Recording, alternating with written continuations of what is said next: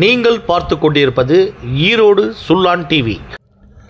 மாண்புமிகு தமிழ்நாடு முதலமைச்சர் கழகத் தலைவர் தளபதி மு.க. ஸ்டாலின் அவர்களின் ஆணைக்கு இணங்க முத்தமிழ் அறிஞர் டாக்டர் கலைஞர் அவர்களின் நூற்றாண்டு விழாவினை முன்னிட்டு ஈரோடு தெற்கு மாவட்ட திமுக சார்பாக ஈரோடு மாநகரம் சூரம்பட்டி பகுதிக்கு உட்பட்ட 49வது வார்டு காமராஜர் நகர், தெற்கு பள்ளம், கொங்கணம்பாடி ஆகிய இடங்களில் மாண்புமிகு தமிழ்நாடு வீட்டு வசதி மற்றும் நகர்ப்புற வளர்ச்சித்துறை மதுவிலக்கு ஆயத்தீர்வைத்துறை அமைச்சர் சு. முத்துசாமி அவர்கள் நலத்திட்ட உதவி பொருட்களை வழங்கினார்.